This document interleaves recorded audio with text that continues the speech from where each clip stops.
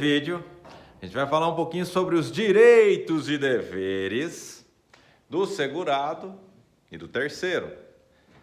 Bom, galera, o que acontece, né, na maioria dos casos?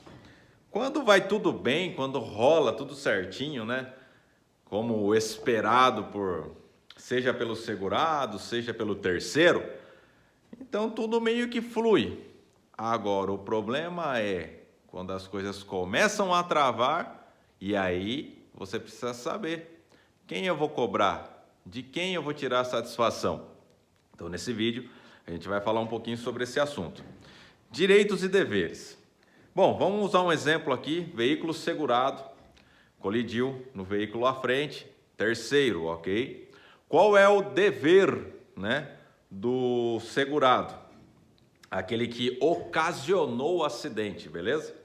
Ele vai, primeiramente, né, linhas gerais, no momento ali do acidente, avaliar as questões de segurança, né, em volta ali dessa situação da batida, juntamente com o veículo terceiro, prestar o devido socorro em caso de vítima, né, fazer a ligação para a emergência, primeiros socorros, procurar trazer já uma paz para o terceiro, né?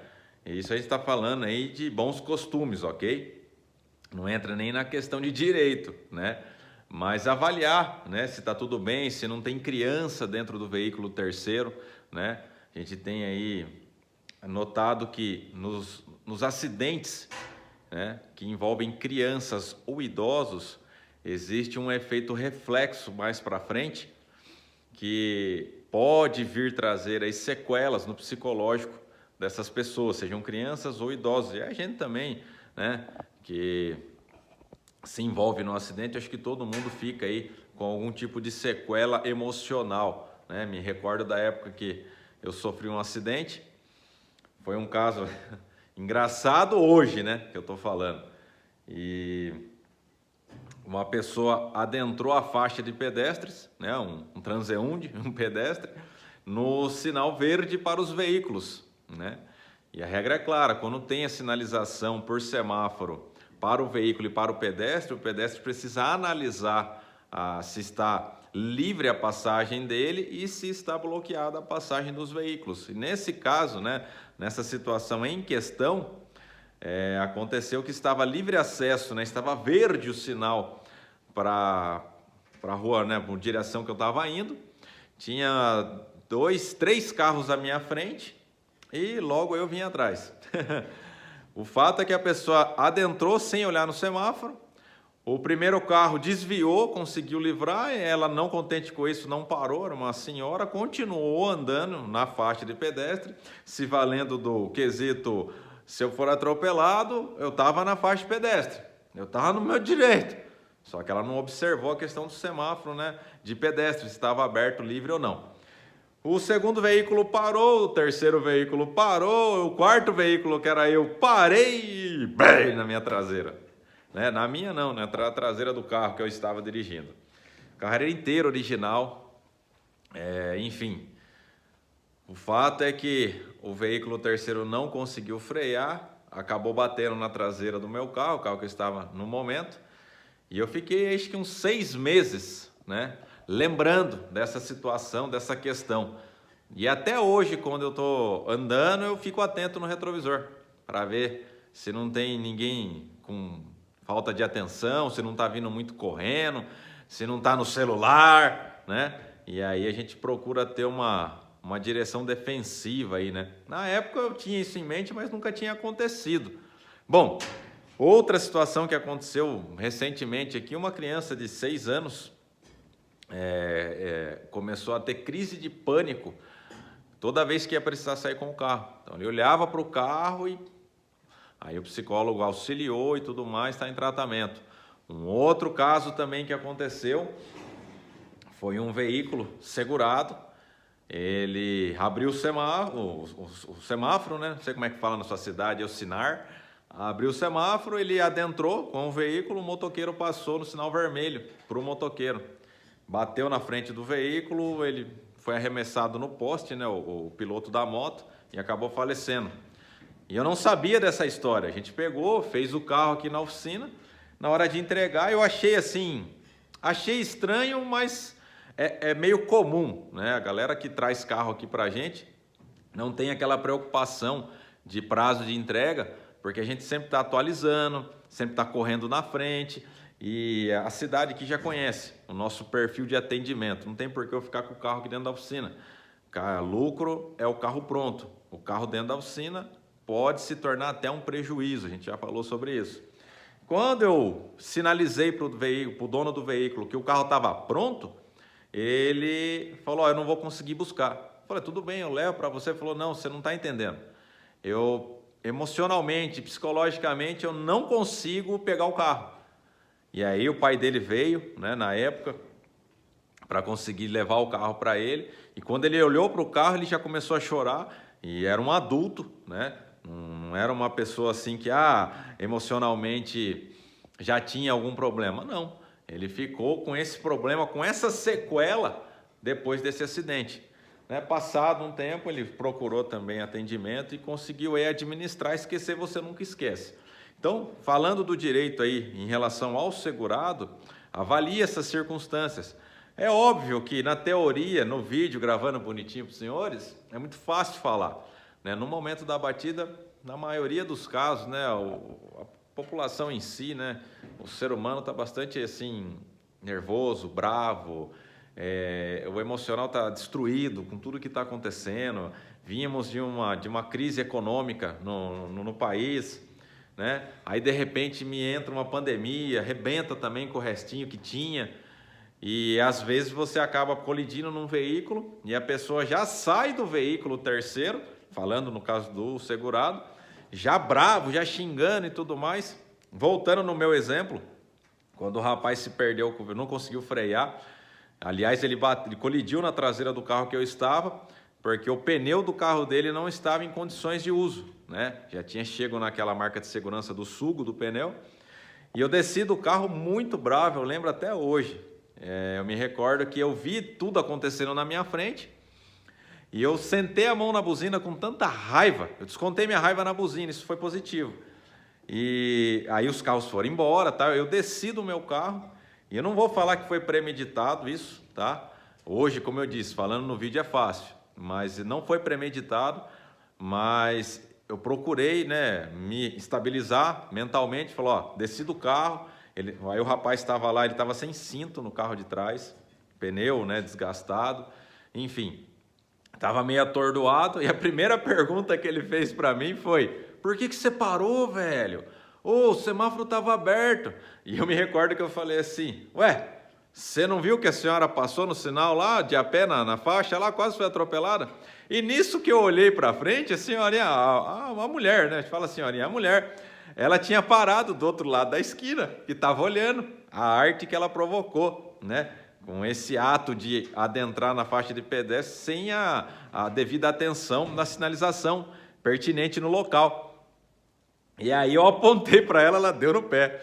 Obviamente, né, ela não ia ser responsabilizada pelo acidente, porque o rapaz vinha sem atenção, o local não era um local assim privilegiado, é uma subidinha, né? E aí fica reto.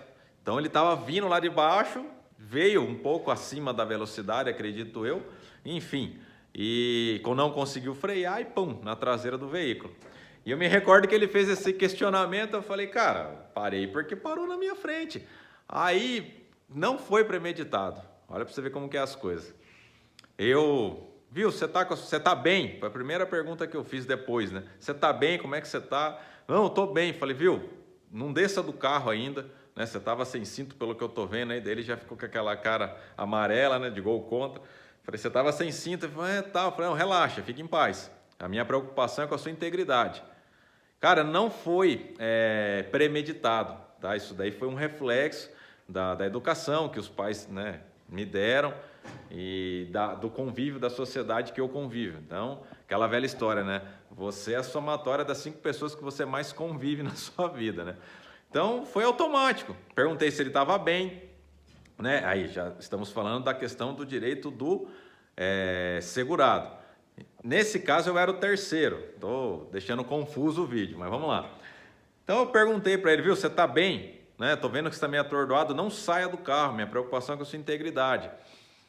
Aí já começa a aparecer gente e tal, ah, eu vi que foi errado, aí eu fui isolando as outras pessoas que estavam ali próximo, isolando como? Focando diretamente no rapaz. Falei, ô cara, tá tudo bem? Tá, não, tá tudo bem. Ele falou, vou descer do carro. Falei, ó, espera um pouco, você já desce. Aí abri a porta, avaliei a situação dele, física ali. Falei, viu, você tá com a sua habilitação e documento do carro aí na mão? Ele falou, tô. Aí ele deu para mim a habilitação e o documento. Eu coloquei em cima do capô do carro dele, que já estava tudo esbagaçado, e tirei uma foto.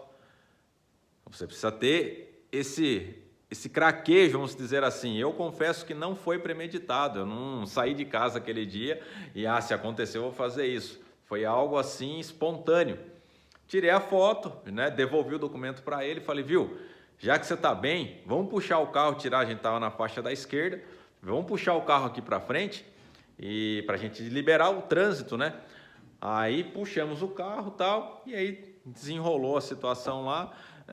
Eu não recebi, tá? Eu recebi só uma parte só, que não pagava nem um.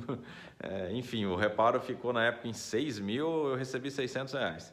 Mas tá bom, relaxa, vida que segue. É uma outra história para um outro momento. Então você segurado, bateu no veículo terceiro, avalia as questões de segurança, vê se o local é pertinente para você descer do carro. Se não for, tem vídeo aqui no canal falando como você deve se comportar, sendo você segurado ou terceiro num acidente, né? As questões de segurança. Avalia os ocupantes do veículo e procure, né, trazer já uma segurança para o terceiro. Amigão, fique em paz, eu tenho seguro do meu veículo, eu bati na traseira do seu carro, ou eu atravessei o cruzamento sem prestar atenção, já promove uma segurança para o terceiro, que a palavra branda, ela acalma o furor. Então a pessoa já, poxa, ela vai ficar brava, vai ficar chateado, mas ela vai entender, não, cara, já falou que tem seguro, vai pagar. Bom, qual é o dever do segurado? Entrar em contato com a companhia ou com o seu corretor. Lembre-se, sem corretor não se faz seguro alto. Entre em contato, explica o que aconteceu, pede para fazer o aviso de sinistro, ou você mesmo faz o aviso de sinistro, passa o número do sinistro para o terceiro. Galera, nesse momento, encerra a obrigação de reparo por conta do segurado. Como assim, Jonathan? Cara, esse é o dever dele. Esse é o dever dele. Acho que eu falei bastante em direito, acabei que confundindo. Esse é o dever do segurado, ok? Agora entra o direito do segurado. Ele tem o seu direito resguardado de paz. Como assim? Se alguma coisa der errado no meio do caminho, exemplo, o segurado já deu aviso de sinistro, já passou o número para o terceiro, auxiliou muitas das vezes o terceiro a abrir o sinistro dele, ok? E agora o documento do veículo terceiro não está no nome do terceiro e a seguradora não quer indenizar. Um exemplo, tá? Não adianta você, terceiro, eu vou ligar lá para o fulano, viu? Ele tem o direito à paz, né? Você não tem mais que entrar em contato com ele, o dever dele já foi cumprido. Então, você vai ter que resolver com a seguradora, ok? Bom, no caso do terceiro, né? O dever do terceiro. O dever do terceiro é manter o carro documentado, é manter o carro com os itens de segurança, como o pneu, aí do exemplo que eu contei, em dia, né? Se não tem condição de sair com o carro, isso cabe para o segurado e para o terceiro, não saia com o carro, porque acidente não escolhe, gente, né? Mas eu sou bom, eu sou tal. Gente, eu atendo pessoas aqui que enchem o peito para falar, eu tenho 40 anos de habilitação, 30 anos de habilitação. Se você não era nem nascido, já tinha habilitação e bateu. E não consegue explicar por que bateu. Então, precisa entender isso daí, tá? Galera, nesse vídeo a gente falou um pouquinho sobre essa relação segurado e terceiro. Você, terceiro, não tem que ficar infernizando a vida do segurado. A obrigação de reparar dele é ligar para o seguro, dar o comunicado de sinistro, fornecer o número para você. Encerrou o assunto. A partir de agora, você, terceiro, com a companhia de seguro ou com o corretor do segurado, enfim. O segurado tem o direito à paz. Simples assim. Beleza? Espero que vocês tenham gostado e até o próximo vídeo. Valeu!